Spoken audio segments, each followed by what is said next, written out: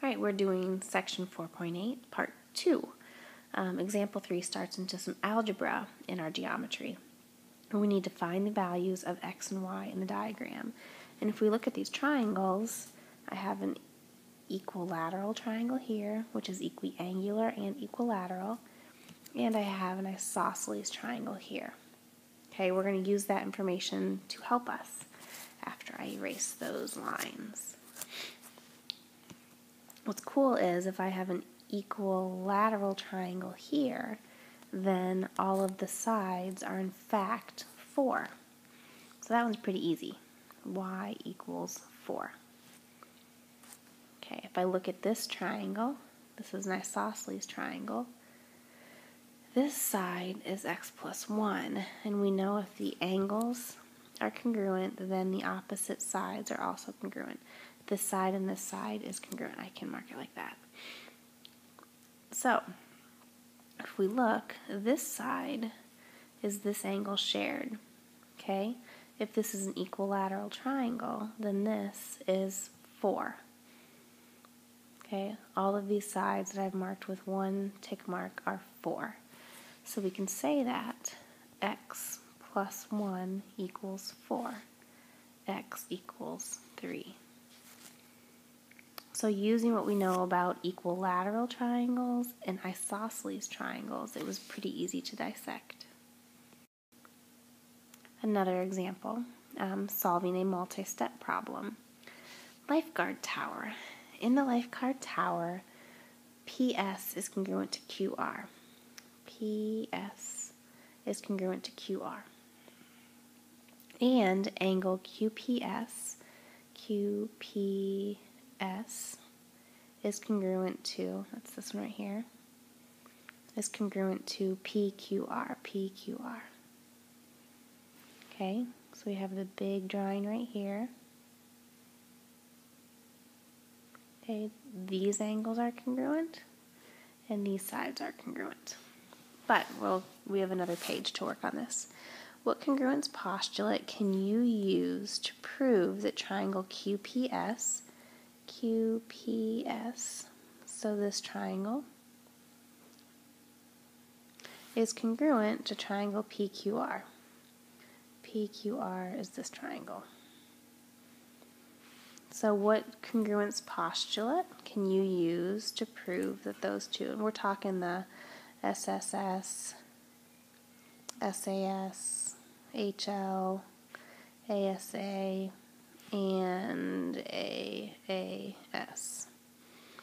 So that's going to be part A. Part B, explain why triangle PQT is an isosceles. PQT is right here. Explain why that is an isosceles, and show that PTS is congruent to QTR. I need a new color. PTS, these right here, is congruent to QTR. That is a mess. So let's turn the page and work on this. All right, what congruence postulate can you use to prove that triangles QPS, it's right there, is congruent to PQR? Okay? Notice that I've drawn, or the computer has drawn, the triangles separately so they don't overlap, and I've marked all the pieces that are congruent. So I can see that, let me highlight it, PQ equals QP, which I'm going to mark. Let me get the red back out. I'm going to mark with a double tick. Okay, PQ is congruent to QP, and that's because of the reflexive property that we use so often. Reflexive property of congruence. Okay, we also know that PS equals QR because it was given, and angle QPS is congruent to PQR because that's given. So the side angle side congruence postulate proves that triangle QPS is congruent to triangle PQR. Pretty cool. Now let's explain why triangle PQT is isosceles. Okay, I'm going to just sketch this very roughly. Actually, that's not so bad. Let's see if I can label it now. PQRTS.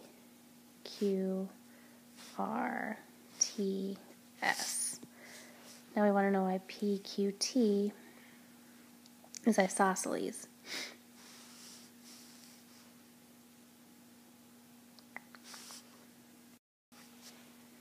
All right, actually, look at this. From part A, we know that angle 1 is congruent to angle 2 because of CPCTC. So here is angle 1 and angle 2. And when you know that the base angles are congruent, you can say that the sides are congruent, which is pretty cool. So by the converse of the base angles theorem, you can say PT is congruent to QT. So triangle PQT is in fact isosceles. What congruence postulate can you use to prove triangle QPS is congruent to, oh sorry, we did this one, check. We did this one, check. Now we want to show that triangles PTS is congruent to QTR, and that is these two triangles. Let's push pause, and I'm going to go back and look at the other triangle. So I redrew the lifeguard chair picture, and I've marked in everything that we know is congruent. Actually, I've missed one. We also know that this big angle is congruent. So what we're trying to prove is PTS is congruent to QTR. And how would we know that that is true? Well, I see that I have, let's see what color can I use here. Let's get the green out. I have sides congruent. I have other sides congruent, but remember we cannot use SSA, so side-side angle doesn't help because I know these are congruent because they're vertical, but that would be side-side angle, which isn't good. But I do know that these angles are congruent, okay? If we look, I've got the big angle congruent and the little angle congruent, big and little. If I subtracted the little from the big, it would leave that third part. So I know those angles are congruent. But I also know, which is really cool, that let's call this, oops, need a color, angle 3 and angle 4.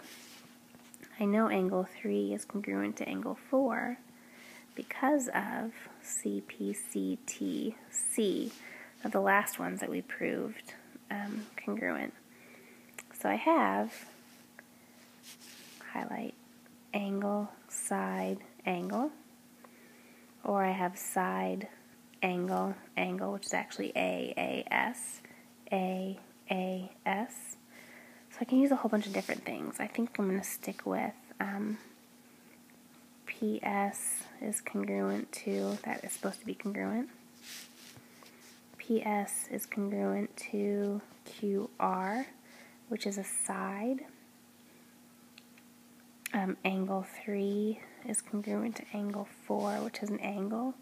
And then angle PTS is congruent to angle QTR because they're vertical.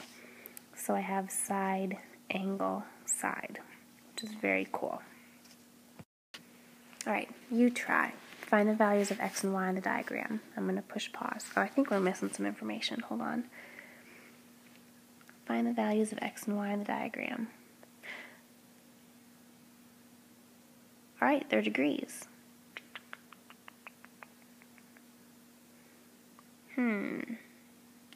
That's sort of difficult. Angle X is super easy, so let's do that one.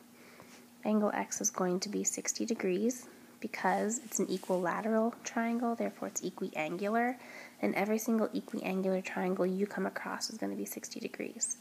So let's do this. I know this one is 60 degrees, and its sum is 90. So this angle is going to be 90 minus 60, which is 30 degrees. So I also know that that one is 30 degrees. So that triangle, let's redraw it, is an isosceles triangle, 30 degrees, and y. So y plus 30 equals 180. I'm going to subtract 60 from both sides. Well, let's do all the work. Oops, scribble. Y plus 60 equals 180. Subtract 60 from both sides. Y equals 120. So we have the two values. How's that for a you try? Number 6. Use parts B and C in example 4 and the side-side-side congruence postulate to give a different proof for PTS is congruent to QTR. No problem. We'll do this one together too. Let me switch to red. All the things we learned because of C, P, C, T, C, I'm going to mark. We know those are congruent. We know those are congruent, but that's not side-side-side. We proved that, I'm going to draw this big again.